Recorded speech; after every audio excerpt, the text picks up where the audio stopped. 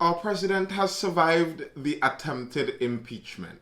The opposition raised a motion to attempt to remove our president from her position as being president, and the motion failed. It was kind of predictable that the motion would have failed too, because you need a two-thirds majority in order to pass this motion, and it never ever looked like they were going to have that level of support in order to get this motion passed. But I don't think I saw some people saying like this would be such a stain on the country and it's such a horrible thing for the country, and I could understand the perspective. It's not a good thing. It doesn't tell a good story for your country that the opposition is attempting to impeach the president, and it could seem to play into some mayhem going on. But I mean, I don't think it would have any real long-lasting stain on the country's reputation. Over in the United States, they attempted to impeach their last president twice, I believe, and their president is an actual executive president who has actual real administrative powers in the country. Ours is more of a ceremonial head. So impeachment of the president here in Trinidad and Tobago isn't really a common thing, because the president doesn't usually hold such a position where people would be interested enough to impeach them for what they were doing. Bearing in mind, for example, one of our previous presidents, ironically appointed by the same opposition party when they were leading the partnership government, one of our previous presidents was known to have been collecting an allowance for housing because the president's house was under repair. He was collecting an allowance for housing while still being housed by the state. And he wasn't impeached. So, generally speaking, impeachment of our presidents isn't a common thing. I've seen some people ask, what's the whole purpose of our president in the first place? Our president seems to serve no real point. And there are political arguments for that, and in terms of spreading out authority and power across the country and allowing for some semblance of independence in certain more key areas in the country. But there's also a social argument for it that I've heard before, where first off, the president we have is a relic of colonial times. It's a replacement of the governor general, which was a representative of the monarch in the colonial power. We don't have the monarch anymore. We don't have the governor general anymore. We have a president. So part of it is a relic. But even in the United Kingdom, in Britain, they still have their monarch as a figurative ceremonial head. And some argue that by splitting the leadership roles, you could have someone that could fit that ceremonial patriotic duty and go to all the parades, and who could actually have some adulation from the country. You know, it allows for some unity, something we could form around. The truth is, people do like kings. It's just a human nature thing. And at the same time, you could have the administrative head separate from that, so people could think more clearly and choose the administrative head without the trappings of someone in that ceremonial position. And I could understand the argument. But unfortunately, in reality, it often works out that the administrative head has power over the ceremonial head and they choose the other. So both roles can become political. And what has happened here is that our opposition has succeeded in fully making it political. And I don't think that was a good thing. If you're following enough of my content, you'd know that I agree there were important and there are important questions to be answered and asked about the whole police service commission and whatever transpired there in the president's house. But what happened, what the opposition did in this case here, blew all the proper questioning out the water. They muddied the water for any good questions. The government right now could plausibly see, whenever new questions are asked about this, the government could plausibly see that this has been aired in the proper place, in the parliament of the country, and it has reached as far as it could have reached legally, and now there are no more questions to be answered with this. It has been dealt with.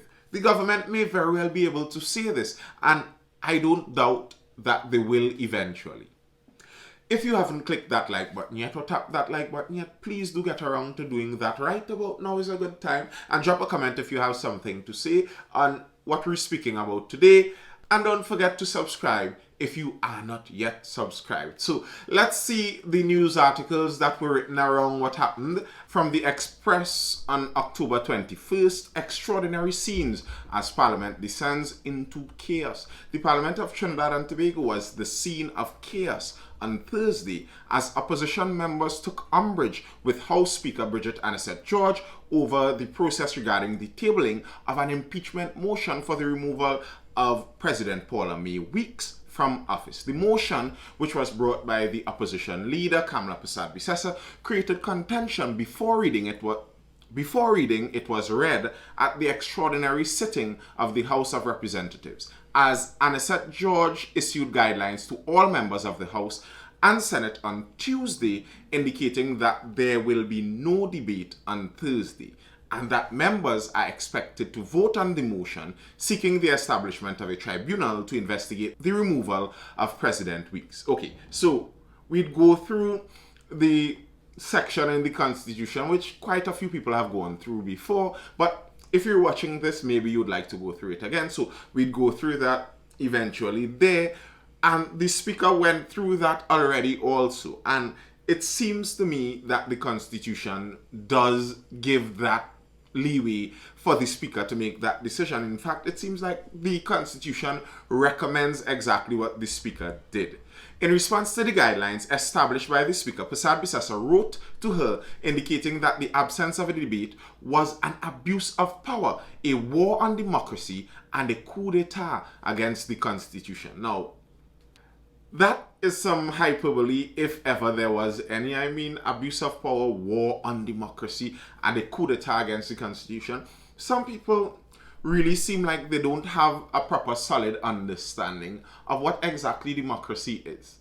And democracy isn't an inherently good thing. One of the statements I always liked, a quote that says, 2 wolves and a sheep voting what's for dinner is still a democracy. And it's true. So a democracy doesn't mean that the leaders would never do things that you do not like. That's kind of built into the democracy. It's kind of how it runs. When the majority chooses who they want to lead, what they do may not be in agreement with what the minority does. And in fact, just because you chose the leader, you could be part of those who chose the leader, and still the leader doesn't have to do what you want them to do. So, and that could still very well be within the scope of a democracy. When St. Augustine Member of Parliament Khadija Amin raised the question at the start of Thursday's proceedings as to whether there will be a debate of the motion, Anisette George responded, "The guidelines which have been circulated since Tuesday are quite clear, and the announcement was intended to give the clarification which you seek." She then called on opposition leader Kamla Persad-Bissessar to lay the motion. Persad-Bissessar opened by highlighting that the guidelines for the motion were unilaterally formulated by Anisette George. These guidelines have seemed to have forgotten the origin of the word parliament, and she wanted to get into that to explain that parliament came from the word parler, which means to speak, to debate, and that's the intention of it, which I understand. That is the idea behind parliament, but Parliament isn't just about open random debates. There are rules and standing orders and quite a few guidelines set out as to how Parliament is supposed to run. But while she was going through that, there was some interruption because she was not reading according to what her motion said. The motion in Parliament that you lay, you send it into the Speaker before they actually publish the motion. Some people in the comments were asking how you know what's in the motion. Well, they actually publish those motions, and the motion she sent in was not the motion that she was going to read. As a matter of clarification, in the contemplation I said that she could have sent in any amount of pages, and she sent in 1 page. And that was some people honed in on that because motions have a 250 word limit. Now, to be honest, I am not sure whether her motion would fall under the general rules of regular motions, because regular motions are moved, this is Parliament rules here, regular motions are moved by the ruling government, and they move a motion based on majority. So the majority chooses what motion can be moved, and those have the 250 word limit, etc., etc. Now, this was an extraordinary sitting with a different kind of motion. And in the actual legal language, in the Constitution, when they stipulate how this motion is to be filed, they actually state that the motion is to have in it all of the particulars. So, I'm presuming if you have enough evidence to fill 3,000 pages, then you could put in 3,000 pages and you may actually have a constitutional argument for that. But to put in one page and then come to read something outside of that one page, that is clearly outside of any scope of the constitutional laws or rules. So that doesn't add up either way. It's still outside of the process. After her microphone was turned back on, because at some point in time it was cut, I've seen some people allege, I think it was the Prime Minister alleged, that the microphone was cut off by the thumping on the desks by the opposition members. I find the thumping on the desk was ridiculous, unnecessary, and just added to the whole chaos inside of the parliament. But I'm not sure that the thumping would have unhooked the mics. I saw someone else said that it's usually customary that the technical staff can turn off the mics of all other members while the speaker is on her feet, because the actual rules of parliament says that if the speaker is on her feet, if she is speaking, you are actually supposed to be quiet. So if your mic is off, that's not anyone's fault but your own. The speaker is speaking. That's the rules. And I don't like when people who go into a system understanding and agreeing to the rules act like they're all of a sudden shocked by it.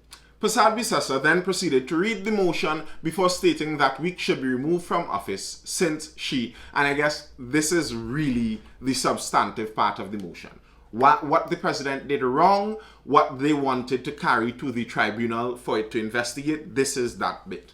A, she willfully violated the provisions of the Constitution securing the independence of the Police Service Commission in the performance of its functions, and also willfully violating Section 123 of the Constitution. B, behaved in such a way as to bring her office into hatred, ridicule, or contempt, and or facilitating interference with the Police Service Commission, and also by proceeding in the circumstances to appoint new members of this Police Service Commission. C, behaved in a way that has resulted in the endangerment of the security of the state through inactions and failure, and or neglect to act. And D, has otherwise failed and or neglected to execute her duties under the Constitution. Be it now resolved that pursuant to Section 36 of the Constitution, a tribunal be established to investigate the removal of Her Excellency Paula May Weeks, ORTT, from the office of the President. Prasad Bisasa was in the process of closing her motion when she was interrupted by the Speaker, which prompted several members of the opposition to voice their displeasure. Anissa George took the opportunity to remind them that they were in the House of Representatives, and as such, when she's on her feet, they are to remain silent. But she herself was not allowed to continue, as Princestown MP Barry Padarat shouted, "Madam, the people voted for us. Who voted for you?" I was there, live, looking at it, and I heard him say this, and I thought to myself, this man isn't very wise about how this whole system runs. He's asking a question, and the answer is him. Who votes for the Speaker is the majority of the House of Representatives, of which Mr. Barry Padarat, MP for Princestown, is a part. So when he says the people voted for him, what he's saying is the electorate. Some voted against him, some voted for him, but in the end, the majority of the people voted for him. And okay, he can claim that the people voted for us. And who voted for the Speaker? Well, you, who the people voted for the Speaker. That isn't some real clever comeback. And to think that in the context of how all of this played out, it seemed like it was all well planned and structured, like they sat and thought out what they were going to do, and then to see it look like a train wreck like this. Who were your strategists? Fire them, please, now. Ignoring all the crosstalk, the Speaker tried moving ahead, and really and truly, when I was looking at this live, I agreed with what the Speaker did. She moved ahead and started reading for the vote. And, you know, they did vote. along with the displeasure that they of course lodged with each vote, but that's fine. They still voted and the process was allowed to carry on. It seemed like the opposition had the intention to take over Parliament and run it as they would see fit. Which you could do. If you're a politician, you have that opportunity. But in order to do that, you need first to win the majority of the seats. And then with that majority of the seats, you can choose the speaker. And with the speaker leaning to your political side, you'd have some things in your favor. That's the way the system runs. That's the way the system ran when Wade Mark was the speaker also. And they appointed him and now he's a senator sitting on that side screaming at the speaker like he doesn't understand the rules of it. And the part that really disappoints me is when people around the country bow and fall into this. One of the things that if you're so worried about the PNM and what the PNM is doing and how do we get them out, one of the things that keeps them there is an incompetent opposition. And the opposition is incompetent because they have blind support that has always supported them and would never leave them. So regardless of what they do, they know they would always keep getting those 16 seats. So because of that, they don't have to do things that make sense to the general populace. They have those 16 seats regardless. So what happens there? The only thing that makes sense to an opposition like that is loyalty to the leader. Because the leader chooses who could go and run for each seat.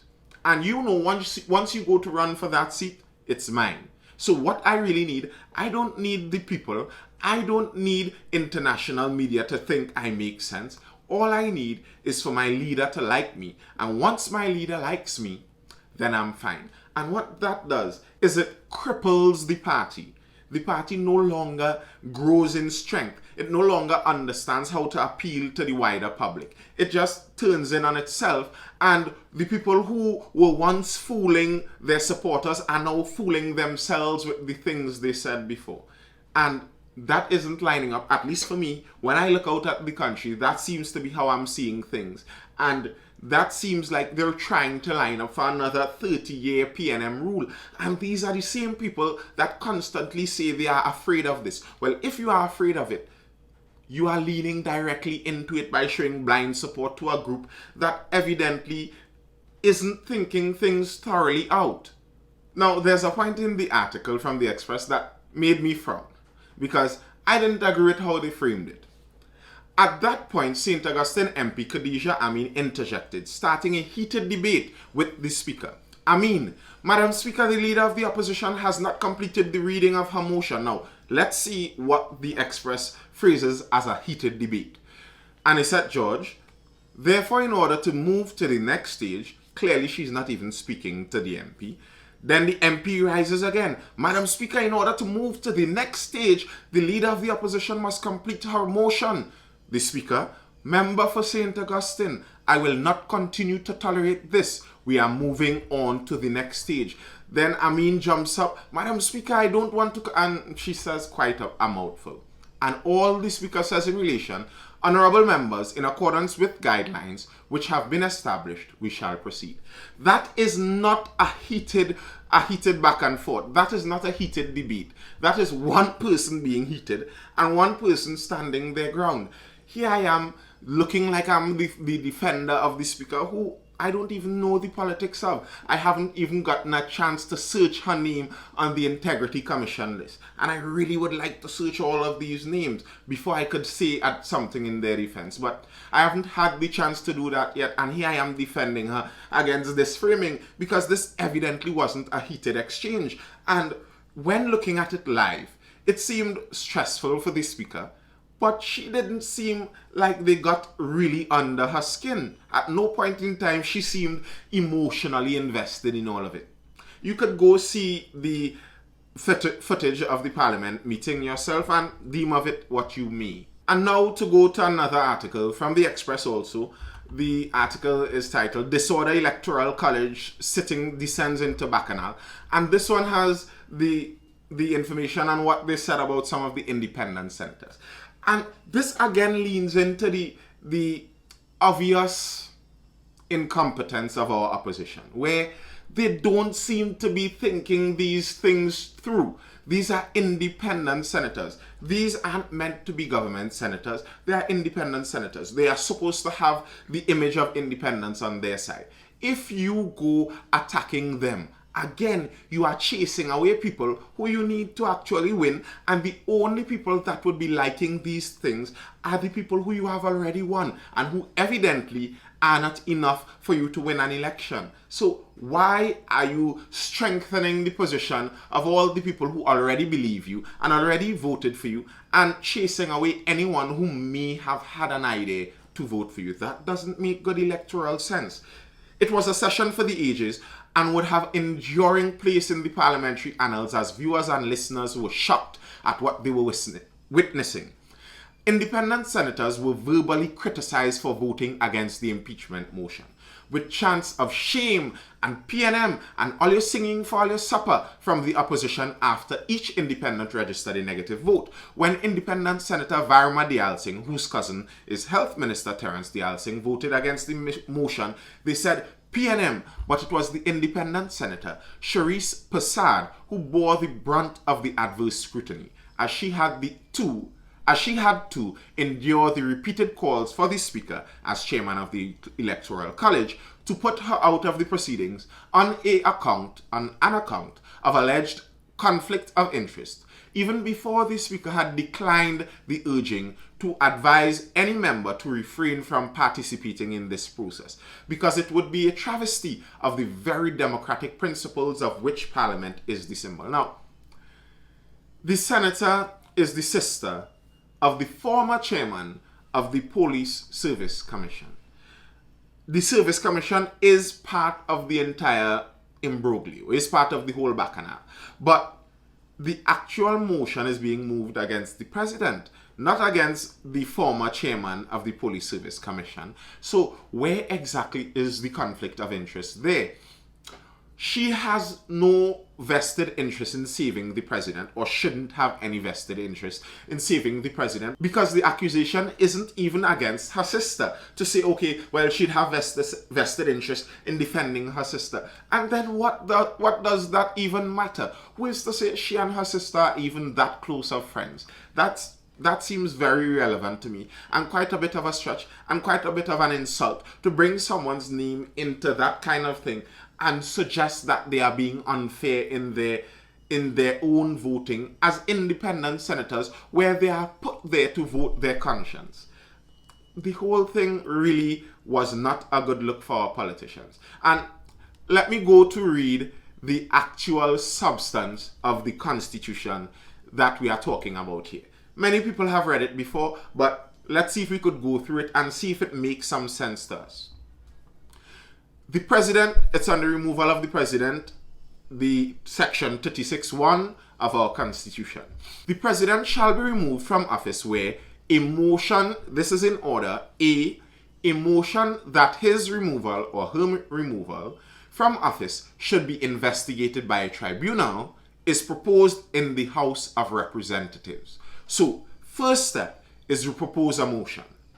How you propose this motion is B, the motion states with full particulars the grounds on which his removal or her removal from office is proposed, and is signed by not less than 1/3 of the total membership of the House of Representatives. So, in the first place, to get the motion going, someone has to propose it, and we had a proposer of the motion. The opposition leader was the proposer of the motion, and in the motion, I'm not sure whether she stated the full particulars according to B, because it was one page. And I think if you're trying to impeach a president, because I can't remember who it was quoting from someone who did a constitutional review of our entire constitution, and they were saying that the process to remove a president is purposefully set to be a bit more difficult, because the idea is that once someone engages in the process, it should be something so obvious that the president will be removed because of it. So the process should have something substantive. And in her motion, she didn't state full particulars. There weren't full particulars in that one-page motion, and I'm not sure that this is where the 250 word limit steps in. I'm not sure if those 250 word limit would step in this case with full particulars. I think she could have stated her full particulars and then read out those full particulars. Maybe if you were trying to strategize into something more debate-ish, then you could have, in your motion, attempted to stack it full with what you deem to be evidence against the president. And when you send it in, if the speaker then says, well, we cannot read this entire motion, then you have an argument now to say, well, I was planning to state according to the Constitution the full particulars, and our speaker forbid me from doing it in contravention of the Constitution. These people are lawyers. Who is their strategist?